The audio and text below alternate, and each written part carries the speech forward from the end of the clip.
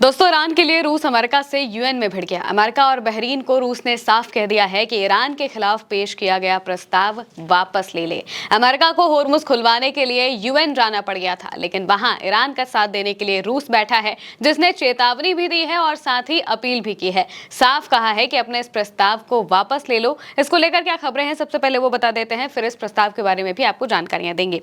लिखा है middle east आई के हवाले से, Russia urges withdrawal of UN Hormuz resolution targeting Iran, यानी कि ईरान को टारगेट करने वाले होर्मुज रेजोल्यूशन को रशिया ने विड्रॉ करने की बात कही है। साफ कहा है कि इस प्रस्ताव को वापस ले लेना चाहिए। दरअसल रूस ने मिडिल ईस्ट पर संयुक्त राष्ट्र सुरक्षा परिषद के एक तरफा और टकराव वाले प्रस्तावों के प्रति आग्रह करते हुए कहा है कि ऐसे कदम इस क्षेत्र में तनाव की नई लहर पैदा कर सकते हैं।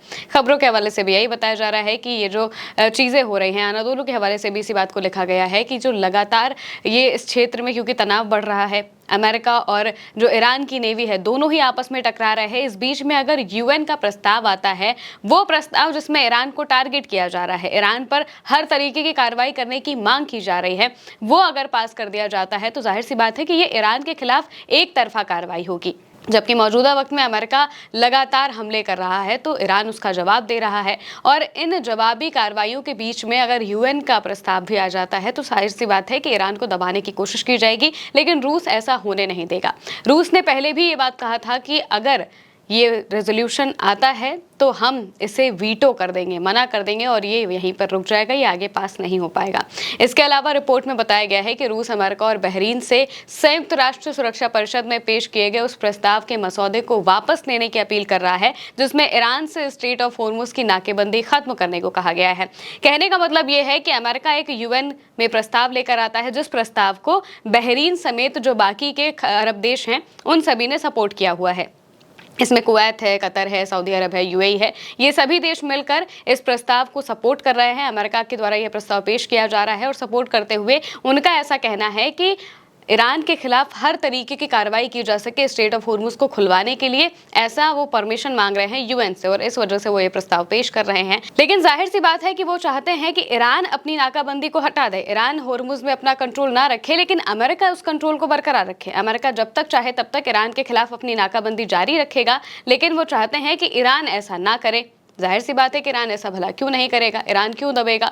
रूस ने भी इसी बात को अब यहाँ पर कह दिया है। रूस की सरकारी समाचार एजेंसी तास के मुताबिक उप विदेश मंत्री अलेक्जेंडर अलीमोव ने कहा है कि मॉस्को इस प्रस्ताव का समर्थन नहीं कर सकता, जिसे खाड़ी के कई देशों का भी समर्थन मिला हुआ है। अलीमोव ने कहा कि हम अब अमेरिका बहरीन के इस ड्राफ्ट के सह प्रस्तुतकर्ताओं से अपील करते हैं कि वो इसे वापस ले ले और इस पर फैसला करने में जल्दबाजी ना करें, क्योंकि हमें अभी इस दस्तावेज में कोई संभावना नजर नहीं आती। उन्होंने कहा कि इसके बजाय रूस और चीन द्वारा पेश किया गया एक अलग प्रस्ताव जो है उसे सभी पक्षों से शत्रुता समाप्त करने और बल प्रयोग से बचने और बातचीत के जरिए विवादों को सुलझाने की अपील की है।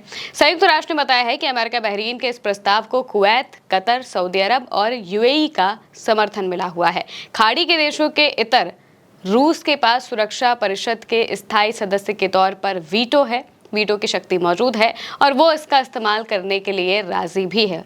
इससे पहले भी जब बहरीन की तरफ से ऐसा ही प्रस्ताव लाया गया था, प्रस्ताव में यही बातें वहां उस वक्त भी दोहराई गई थी जब 40 दिनों का युद्ध चल रहा था। उस बीच भी बहरीन समेत बाकी के जो अरब देश हैं वो प्रस्ताव मिलकर लेकर आते हैं, उसे यूएस का समर्थन मिला होता है और ये यूएन में पेश होता है। उसमें भी यही बात कही होती है कि ईरान के खिलाफ सैन्य कार्रवाई हम कर सके, यानी कि मिलिट्री ऑपरेशंस कर सके, इसकी हमें परमिशन चाहिए, इस वजह से आप हमें ये प्रस्ताव को पास कर दीजिए। लेकिन उस वक्त रूस और चीन दोनों ने वीटो कर दिया था। दोनों ने कहा था कि ये प्रस्ताव पूरी तरह से ईरान के खिलाफ है और एक तरफा कार्रवाई करने वाली बात है, यानी कि ईरान को हर तरीके से घेर कर उसके खिलाफ एक तरफा कार्रवाई की जा रही है, इस वजह से हम इसे समर्थन नहीं देंगे, और उन्होंने तुरंत वीटो कर दिया था।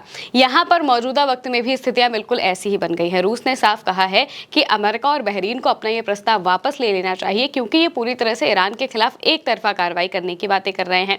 ये अपनी बातें नहीं बता रहे हैं, ये नहीं बता रहे हैं कि अमेरिका क्यों नाकाबंदी करके बैठा हुआ है, ये नहीं बता रहे हैं कि ईरान को इससे कितनी ज्यादा दिक्कत हो सकती है, और सबसे बड़ी बात यह है कि जो ईरान के लोग हैं उन्हें परेशानी होगी अमेरिका की नाकाबंदी से, लेकिन फिर भी अमेरिका अपनी मनमानी कर रहा है और उसकी मनमानी को रोकने के लिए कोई आगे नहीं आता है। लेकिन जब ईरान अपनी सुरक्षा के लिए स्ट्रेट ऑफ होर्मुज को बंद कर रहा है, और उसने बंद भी नहीं किया, उसने ये कहा कि हम यहाँ पर टोल लगाते हैं, आप हमें टोल दीजिए, आप यहाँ से हमसे परमिशन लीजिए और जाइए यहाँ से, कोई नहीं रोकेगा। लेकिन अमेरिका चाहता है कि जैसे 28 फरवरी के पहले स्ट्रेट ऑफ हॉर्मुज़ सबके लिए खुला था वैसा ही अब भी हो। लेकिन ईरान ने साफ कह दिया है कि इस जंग के बाद अब जो समीकरण है पूरी दुनिया के वो पूरी तरह से बदल रहे हैं और इस जंग की वजह से ईरान एक नई शक्ति बनकर उभरा है और वो शक्ति उसके पास स्ट्रेट ऑफ हॉर्मुज़ के जरिए ही है। स्ट्रेट ऑफ हॉर्मुज़ के जरिए ईरान पूरी दुनिया में अपना दबदबा कायम कर सकता है और सबको अपने प्रेजेंस के बारे में बता सकता है। सबको बता सकता है कि अगर आपको जाना है तो आपको ईरान से परमिशन लेके जानी होगी